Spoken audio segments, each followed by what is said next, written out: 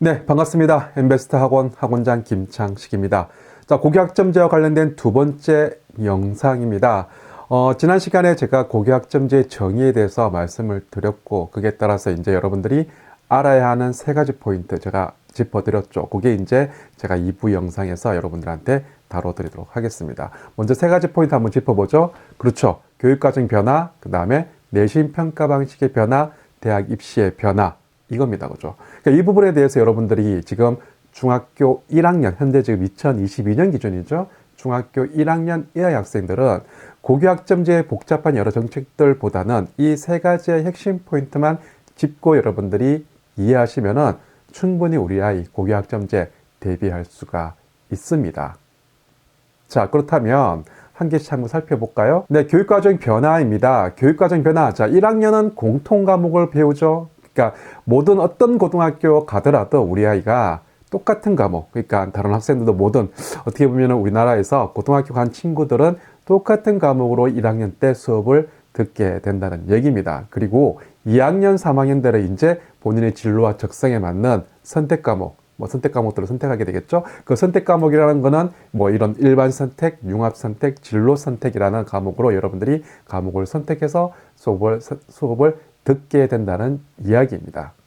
그래서 이렇게 수업 들었으면은 이게 여기 달라진 부분이에요. 지금의 교육과정 같은 경우에는 단위수죠, 그죠? 단위수에 따라서 학생들이 그 과목을 이수하고 이런 게 있는데 이제는 학점으로 바뀐다는 겁니다. 그럼 1학점당 50분 수업에 16회 진행됩니다. 기존 교육과정은요, 17회 수업이 진행되거든요. 그러니까 한 번 정도 수업을 진행하지 않겠네요. 그죠? 이런 식으로 수업이 좀 줄어든 게 있습니다. 하지만 50분 수업에 16회, 한 학기에 16회 수업, 이걸 이수를 해야지만이 여러분들이 이수하게 되는데, 단순히 수업만 들어서는 안 되겠죠? 제가 일부에서도 잠깐 언급했었는데, 어떻게, 그쵸? 그 과목을 여러분들이 선택했다고 한다면은 일정 점수 이상을 도달해야지만이 이수를 할 수가 있습니다. 이수 못하는 경우도 있겠죠. 아무튼 이렇게 1학점이라는 기준은 이런 기준이다. 이렇게 여러분들이 이해하시면 될 것 같고요. 이렇게 해서 192학점을 이제 따야지만이 졸업하게 된다는 겁니다. 그 중에서 이제 교과 174학점, 그 다음에 창체활동이죠. 창의적 체험활동이 18학점이 포함돼서 총 192학점을 3년 동안 따야지만이 여러분들이 졸업할 수 있다. 그렇게 이해해 주시면 될 것 같습니다. 자, 좀 전에 말씀을 드렸다시피 미수 도입이라는 거죠. 그러니까 내가 학점을 못 따는 경우가 있다. 지금의 교육과정, 현행 교육과정은요, 그냥 내가 수업만 들어서 단위수, 그러니까 수업만 듣는다고 하더라도 충분히 졸업은 하거든요. 근데 이제 고교학점제 시대에서는 여러분들이 그 과목을 선택했다고 한다면 학점을 따야 된다. 학점 딴다는 말은 뭐냐? 내가 일정 점수에 도달해야지, 넘어서야지만이 그 학점을 따게 된다는 거죠. 근데 그 점수에 도달하지 못했어? 그 다음에는 미수한다. 그러면 그 과목을 이수하지 못하면 어떻게 돼? 졸업을 못하겠죠. 하지만 고등학교 교육과정을 졸업을 못 시켜지들이 않는다는 겁니다. 충분히 여러분들이 졸업할 수가 있고요. 그래서 미수 제도를 도입을 했다는 거죠. 미수사 발생 시에는 보충 이수 지원하고 대체 이수도 가능하게끔 그렇게 만들어서 학점을 따게 해준다. 그렇게 여러분들이 이해하시면 될 것 같습니다. 자, 교육과정 변화는 요것만 여러분들 이해하시면 돼요. 나머지들은 여러분들 고등학교 올라가서 충분히 경험하시면 될 것 같고, 이게 따라서 여러분들 대비하는 거 특별히 없습니다. 여기서 여러분들 조금 더 관심을 가져야 되는 게 바로 저 미수 도입이라는 거 제가 또 뒤에 가서 설명해 드리도록 하겠습니다. 자, 그 다음에 내신 평가 방식의 변화입니다. 이게 중요하죠. 기존의 교육과정의 어떤 내신 평가와 우리 고교학점제 시대에서 완전히 달라진다는 얘기거든요. 이게 중요한 포인트, 반드시 아셔야 되는 부분인데, 자, 1학년은요 상대평가입니다. 기존처럼 석차 9등급이 유지된다는 얘기죠. 자, 그러면 왜 1학년 때는 석차 등급이 유지되고 2학년 때는 지금 방금 보시다시피 2학년은 절대평가 이런 식으로 바뀌나요? 자, 1학년 과목은 뭐예요? 공통과목이라고 했죠. 그러니까 어떤 고등학교를 가더라도 대한민국 모든 학생들이 그 똑같은 과목을 선택하게 됩니다. 그렇죠? 피할 수 없죠. 그럼 그 과목을 들었다고 한다면 최소한 이 고교학점제 시대에서는요, 사실 절대평가로 제가 일부에서 말씀을 드렸잖아요. 내신 평가 방식이 절대평가로 바뀌는데, 대신에 바뀐다고 한다면 사실 절대평가라고 한다면 내신의 변별력이 아무리면 지금의 현행 석차 9등급제와 비교했을 때 내신의 변별력이 떨어질 수밖에 없거든요. 그래서 최소한의 내신의 변별력을 두기 위해서 1학년 과목, 모든 학생들이 듣는 1학년 과목에서는 뭐예요? 이렇게 상대평가, 석차 9등급을 유지를 시켰다. 그렇게 여러분들이 이해하시면 될 것 같습니다. 하지만 2학년 때 본인의 진로와 적성에 맞는 과목을 자유롭게 선택하는 어떤 그런 2학년 과목에서는 선택 교과 같은 경우에는 뭐예요? 그렇죠. A, B, C, D, E, I 성취도를 해가지고 절대평가 방식으로 바뀌었다. 그렇게 여러분들이 이해하시면 됩니다. 그러면 일정 수준 정도의 성취도가 도달한다면 뭐야? 그 학점을 이수하게 된다, 따게 된다. 그렇게 이해하시면 될 것 같아요. 좀 더 깊이 있게 한번 들어가 볼까요? 이런 거예요. 석차 9등급이에요. 이제 중학교 1학년 그 다음에 이 아들 학부모님 이제 아셔야 됩니다. 석차 등급이라는 건 우리 아이가 고등학교 올라가서 아무리 좋은 성적을 받는다 하더라도 내보다 좀 더 성적을 석차 순이죠. 성적을 좀 잘 받는 경우에는 석차가 좋겠죠, 그죠? 그러니까 4%입니다. 그러니까 아무리 내가 점수가 좋다고 하더라도 4% 안에 들지 못한다고 한다면 1등급을 받을 수가 없습니다. 이게 석차 등급입니다. 그리고 4.01%부터 11%까지 그 사이 7% 존이죠, 그죠? 요 사이에 들어와 있다고 한다면 뭐예요? 2등급이라는 석차 등급을 받게 된다. 그럼 3등급은 11%, 11.01%에서 23%까지 3등급이다. 그리고 4등급은 이런 식으로 순차적으로 석차 등급을 매기게 되는 거죠. 1학년 과목은, 1학년 공통 과목은 이렇게 석차 등급을 매긴다는 거 명심해 주시기 바라고요. 그 다음에 2학년, 3학년 선택 과목이죠. 이게 이제 이런 식으로 이제 A, B, C, D, E. 그러니까 90점을 넘기면 A라는 성취도를 받게 되고 80점대는 B, 70점대는 C, 60점대는 D, 그리고 50점대 그렇죠. 50점 이하부터 40점까지는 E라는 성취도를 받게 되죠. 근데 여기서 40점을 못 넘기는 경우 39점 이하부터는 뭐예요? 바로 미수라고 됩니다. 그러면 이 39점, 40점을 못 넘겼다. 39점을 못 넘겼다라고 한다면은 그 과목을 이수하지 못했다고 평가받는다는 거죠. 그럼 선생님 어떻게 돼요? 그 과목을 이수 못한다고 하면 졸업 못하는 거 아니에요? 아닙니까? 아니라는 거죠. 아까 제가 좀 전에 설명드렸다시피 미수 제도를 도입했다는 겁니다. 자, 그럼 그게 뭐냐? 이런 거예요. 자, 고교학점제 종합추진계획, 그게 2021년 2월 16일 발표된 자료인데요. 여기에 보면 미수 제도에 대해서 설명이 잘 되어 있습니다. 이런 거죠. 보통 이수 통합, 뭐 이렇게 내 한해 본문 내용 안에 이런 것들이 있는데 여기서 여러분들 보셔야 될 건 이거예요. 학교에서는 진단평가, 학습관리 등 미수 예방을 중점을 두되, 자, 그인 거죠. 학교 안에 학급 안에서 좀 공부를 좀 못할 것 같은 친구들 같은 경우 그 미수를 예방하는데 집중하라는 얘기죠. 그러니까 그런데도 불구하고 미수가 미우수 오타입니다. 미수입니다. 그죠? 미수가 발생한 경우에는 보충이수가 또 뭘까? 일단은 보충이수 지원을 원칙으로 하되 대체이수도 가능하다고 합니다. 자, 그럼 이 보충이수가 뭘까? 자, 별도과제 수행, 보충과정 제공 등 본 과목의 내용이나 수업량을 축소하여 수강하는 방식이다. 자, 여기서 여러분 잘 이해하셔야 돼요. 이런 거예요. 어차피 미수가 발생했다는 말은 뭐냐면 중간고사, 기말고사를 보고 난 다음에 이 아이가 39점, 40점 미만이라는 거야. 그러면 아예 성취도를 받는 거잖아요. 그럼 미수가 발생한 거예요. 그쵸? 그럼 기말고사 끝났어요.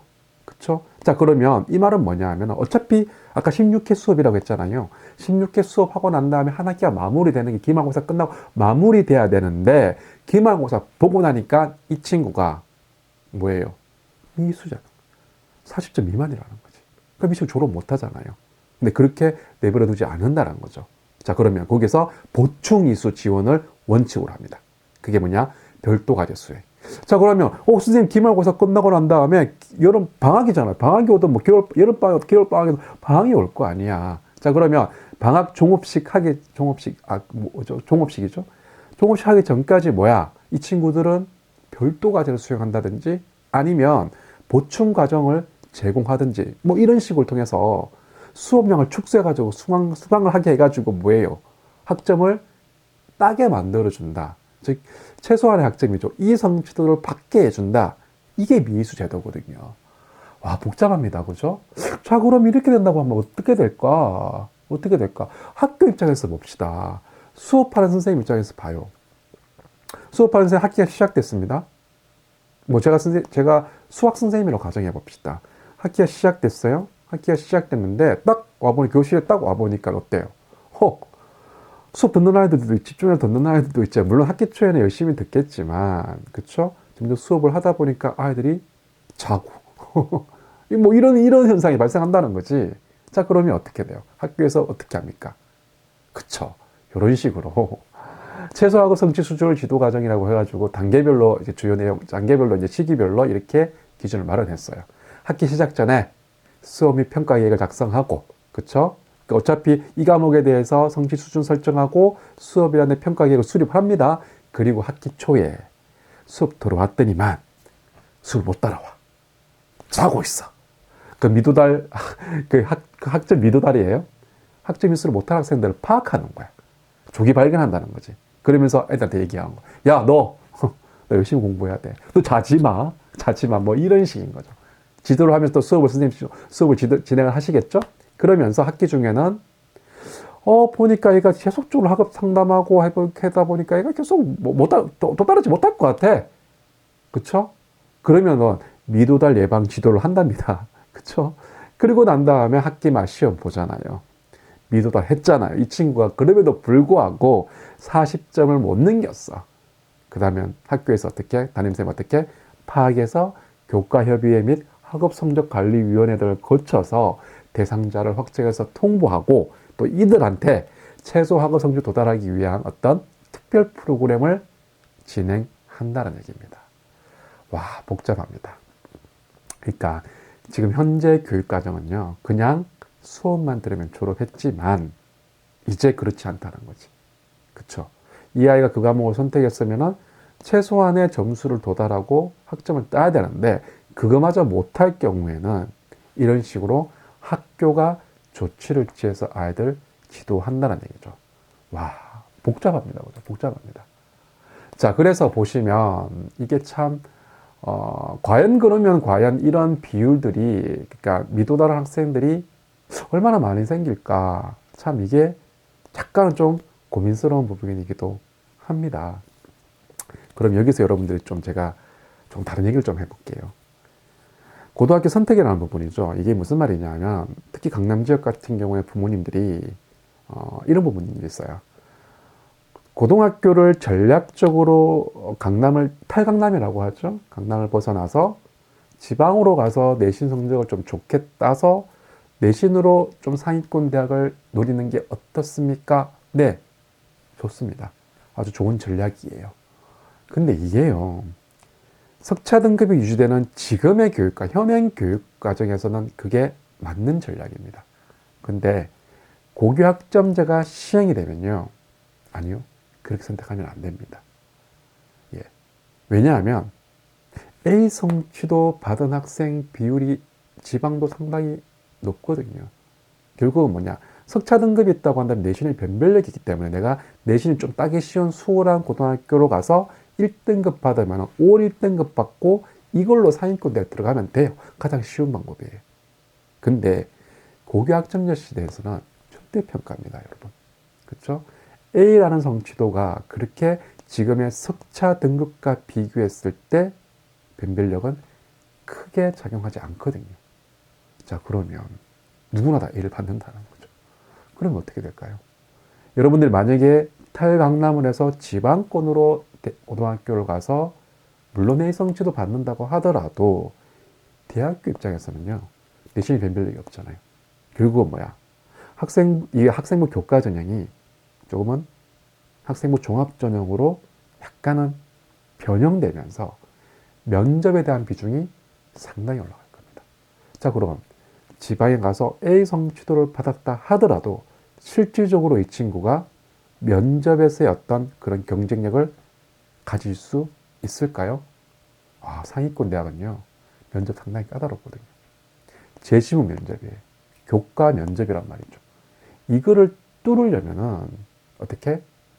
내신이 조금 따기 수월한 쉽게 딸 수 있는 그런 고등학교에 가서 공부해가지고는 과연 그 실력을 쌓을 수 있을까요? 자, 그리고 또 중요한 포인트입니다. 이거 반드시 여러분 명심하셔야 되는데, 아까 미수제도가 있잖아요. 그렇죠? 그러니까 미수제도라고 한다면은 아무려면은 고등학교가 어때요? 그러니까 아이 성취도 받는 학생들이 많다라고 하면 분위기가 별로 안 좋은 고등학교잖아요. 물론 그런 고등학교 전략적으로 내신 따기 쉽겠지만 그런 고등학교 가게 되면 학교가 상당히 그들 학생들한테 신경을 많이 쓰겠죠. 많이 쓰겠죠. 자, 그러면 한번 봐요. 잘 생각해 보세요. 그렇다면 아까 복잡하게 학교가 그런 미수 대상자들한테 뭔가 조치를 취해야 됩니다. 근데 과연 학교 선생님들이 그렇게 조치를 취할까요? 제 생각에는요, 그런 선생님은 대한민국에 없을 것 같아요. 그러면 어떻게 할까요? 선생님들이 쉽게 선택할 수 있는 게 뭘까요? 미수자를 발생 안 시키기 위해서 선택할 수 있는 방법은 뭐예요? 그쵸? 내신을 쉽게 내는 거죠. 시험 문제를 쉽게 낸다는 거예요. 그럼 시험 문제를 쉽게 낸다고 한다면은 누구한테 불리할까요? 좀 전에 전략적으로 그런 고등학교 간 친구들이 A 성취도는 받을 거야. 1등급은 받을 거예요. 하지만 뭐예요? 과연 그 친구가 정말 실력을 가질 수가 있을까요? 그만큼의?